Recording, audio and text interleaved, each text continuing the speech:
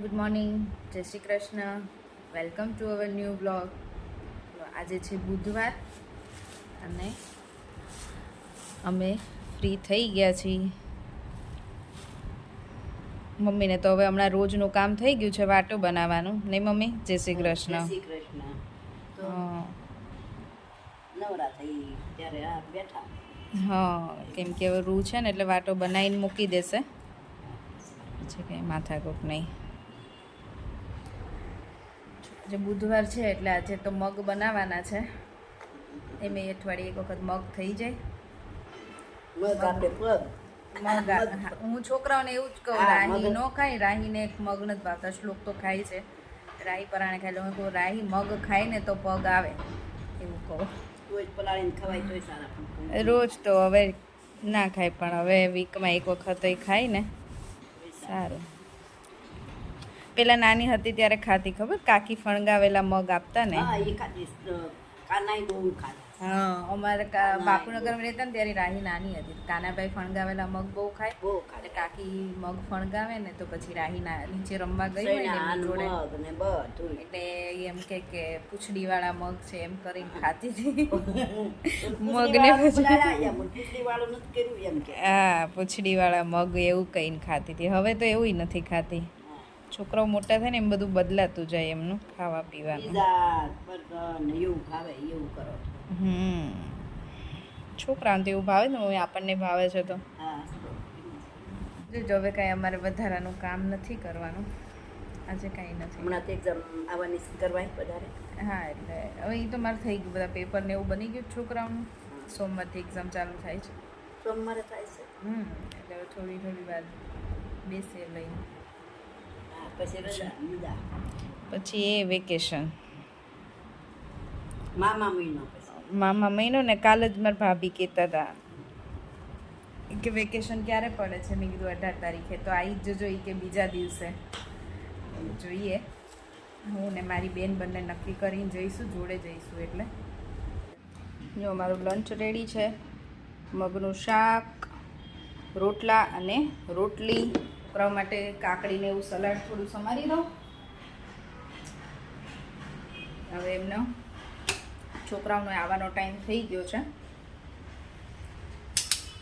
હમણાં આવી જશે. ત્યાં સુધીમાં બધું ટેબલ ઉપર રેડી કરી દઉં. ચલો, સાંજના 6:30 થઈ ગયા છે અને હું છોકરાઓને હોમવર્ક કરાવતી હતી, ડન કરાવતી હતી એક્ઝામની પ્રિપરેશન માટે. હવે એ બંને નીચે ગયા છે રમવા માટે. 1 કલાક જેવું રમ્યા આવશે નીચે અને હું ડિનર બનાવીશ. ડિનરમાં તો આજે સાદું ને સિમ્પલ બનવાનું છે, કઢી ને ખીચડી. 2 દિવસથી પિઝા ખાઈ, હવે આજે સાદું કંઈક જમવું જોઈએ. આજે તો સરગવાની કઢી અને ખીચડી બનવાની છે. અને હું થોડી વાર માટે છે ને અહીંયા ટાઈમ પાસ કરવા આવી ગઈ છું. ખીચડી પલાળી દીધી છે, કઢી માટે રેડી કરીને મૂકી દીધું છે. હમણાં થોડી વાર પછી મૂકી દઈશું ઉકળવા. મેં કીધું લાવ થોડી વાર બહાર જઈને બેસું ને તો મજા આવે. જો ખીચડી મૂકી દીધી છે એક બાજુ, અને એક બાજુ કઢી ઉકળવા મૂકી દીધી છે. એમાં મેં સરગવો નાખી દીધો છે. સરગવાની કઢી બનાવવાની છે ને એટલે. બાકી આદું, મરચાં, મીઠું અને હળદર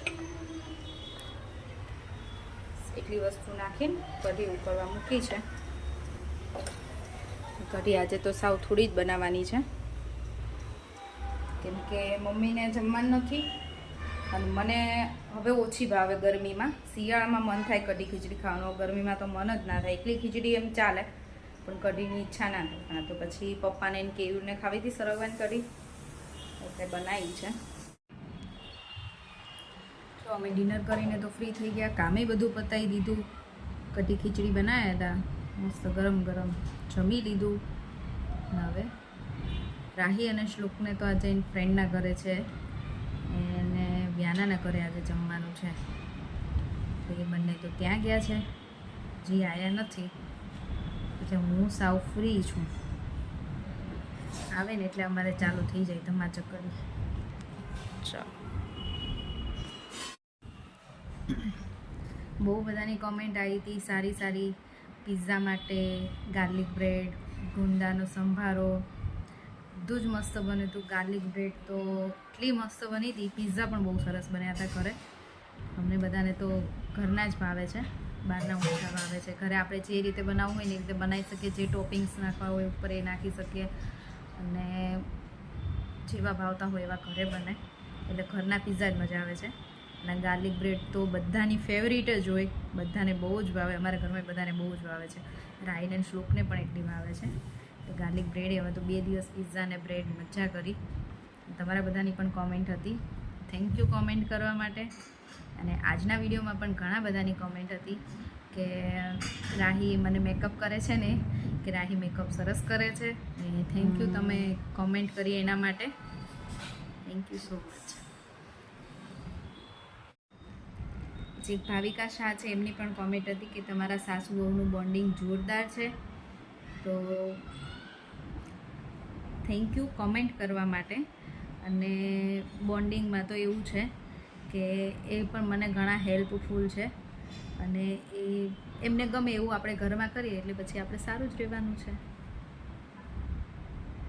ચલો આજે તો છે ને મારે ડિનર પછી વોક કરવા નથી જવું. થોડી વાર અહીંયા 10 મિનિટ વોક કરી લીધું કેમ કે આજે પગ બહુ જ દુખે છે, પગ અને કમર. એટલે આજે ઈચ્છા નથી થતી બહાર જવાની. એટલે થોડી વાર અહીંયા વોક કરી લઈશ. કર્યું 10 મિનિટ. હવે થોડી વાર પછી પાછું થોડી વાર 10 મિનિટ કરી લઈશ એટલે ચાલશે. અને મસ્ત આજે તો કોઈ નથી, હું એકલી જ છું. છોકરાઓ હજી આવ્યા નથી એટલે હું આજે મારો મી ટાઈમ એન્જોય કરીશ. મસ્ત ટીવી ચાલુ કરીને મને છે ને મ્યુઝિક સાંભળવાનો બહુ શોખ છે, સોંગ સાંભળવાનો. મસ્ત મારા ફેવરિટ સોંગ સાંભળીશ. રૂપલ શાહ કરીને છે ને, એમની કોમેન્ટ છે કે રાહી ઓલરાઉન્ડર છે, રાહી મેકઅપ સારો કરે છે, એને એમાં આગળ વધારજો. તો તારે બ્યુટિશિયન બનવાનું છે રાહી? તો હે કેમ ડૉક્ટર? પહેલાં તો તારે બ્યુટિશિયન બનવું હતું, ડૉક્ટર બનવું છે? તો પેલા દીપ્તિ પટેલ છે ને, એમની પણ કોમેન્ટ છે, ખબર છે? બહુ બધી કોમેન્ટ કરે છે એ આપણને. એમની પણ કોમેન્ટ છે કે રાહી ડૉક્ટર જ બનશે. બ્લેસ યુ રાહી, એવી કોમેન્ટ છે એમની. થેન્ક યુ કે બધાને. હા, અને તું પછી અમને કામમાં હેલ્પ કરે છે ને, તો એના માટે પણ બધાની કોમેન્ટ આવે છે કે રાહી હેલ્પ કરે છે. રાહી એન્ડ શ્લોક ઘઉં સાફ કરવામાં એમાં હેલ્પ કરી દે ને તમે લોકોએ. સે થેન્ક યુ. બિઝી મેન તો આવીને પાછા ફોન પર લાગી ગયા નહીં રાહી? ડેડી બહુ બિઝી હોય ને, હે? અરે બિઝી મેનનું કામ એવું જ છે. બિઝી મેન એટલે કે બહુ ઓછા તમને વિડીયોમાં જોવા મળે કેમ કે એમનું કામ એવું છે. અને પછી ઘરે આવે તો ઘણી વખત ફોન ચાલુ જ હોય. અત્યારે આવ્યા થોડી વાર વાતો કરવા બેસવા, તો પાછું ફોન આવ્યો એટલે બહાર જતા રહ્યા. નહીં રાહી? છોકરાઓ ઘણી વાર કમ્પ્લેન કરે કે ડેડી તમે તો બહુ બિઝી રહ્યો છો. અને આપણે એમનું નામ રાખી દઈએ બિઝી મેન. હે શ્લોક રાખવું છે? લાલુ. ઓ મને એવું ન ગમે લાલુ. એવું ન ગમે કેમ? જો આ બધા કપડાં છે ને એકચ્યુઅલી મેં રાહીના કાઢેલા છે કે જે રાહીને નથી થતા એવા. અને હજી ખાનું સાફ કરવાનું છે મારે કપડાનું. એમાંથી જે નથી થતા એ બધા નીકાળવાના છે. પછી આપણે રાહી શું કરશું એ કપડાનું બેટા? પછી કપડાનું છે ને આપણે રોડ ઉપર જશું, એમાં જે છે ને એટલે જ ગરીબ એ લોકોને આપણે કપડાં આપી દેવાના. એવું કરીશું. ડેડી અને છે ને એમની માટે આપણે છે ને ચોકલેટ બી લઈ જઈશું. ઓકે મમ્મા. હા બેટા. એક દિવસ ડેડી હોલ ચોકલેટ વાળા બિસ્કિટ આપી હતું એક, હે ને? હા આપણે બધાને આપ્યા હતા. હા, મેં છોકરાઓને એવું શીખવાડીએ છીએ કે આપણે કઈ વસ્તુ ના જોઈતી હોય કે આપણે યુઝ ના કરવું હોય, કંઈ ટોયઝ છે કે બુક્સ છે કે કપડાં છે એવા ને એવા હોય, પહેર્યા હોય, છોકરાને તો હાઈટ ને એવું વધતું હોય તો કપડાં એવા ને એવા પડ્યા રહે. તો જો અમારા નજીકમાં કોઈ એવું હોય ને તો અમે એને આપીએ.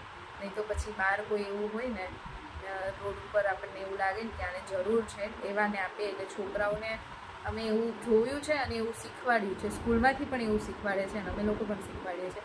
હું તો તમને પણ કહું છું કે તમને જો ઘરમાં કંઈ વસ્તુ ના જોઈતી હોય ને તો બિનમાં નાખવાના બદલે જો કોઈને યુઝફુલ હોય ને તો આપણે કોઈને આપવી જોઈએ, બરાબર ને? એ પહેલાં તો તમને ખબર છે, હવે અમારા ઘરમાં કોઈકનો બર્થડે આવે છે. એપ્રિલ મંથમાં કોનો બર્થડે આવે છે તમે કમેન્ટ કરજો. એ લોકોને કેવી રીતે ખબર હશે? તમે ઓકે સો ચલો તમે ગેસ કરજો કે કોનો બર્થડે આવતો હશે, બરાબર? મારો ને કેયુનો આવી ગયો છે. ઓપ્શન આપો કે કોનો બર્થડે આવતો હશે એપ્રિલમાં. બા દાદા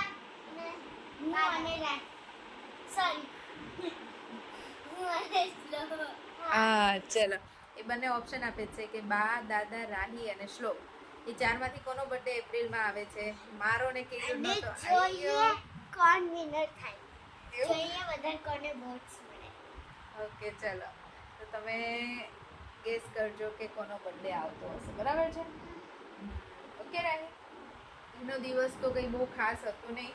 અમે કંઈ ખાસ રેસીપી પણ નથી આપી કે કંઈ આજે ખાસ કર્યું નથી, કેમ કે અમે લોકો આજે સ્ટડી કરવામાં જતા, બરાબર ને રાહી? કે રાહીના શ્લોકને હવે એક્ઝામ આવે છે ને એટલે થોડુંક ધ્યાન એમાં વધારે હોય છે. એટલે આજે કંઈ વિડીયોમાં તમને નવું નથી મળ્યું, પણ કાલે ટ્રાય કરીશ કે હું તમારા માટે કંઈક નવું લઈને આવીશ.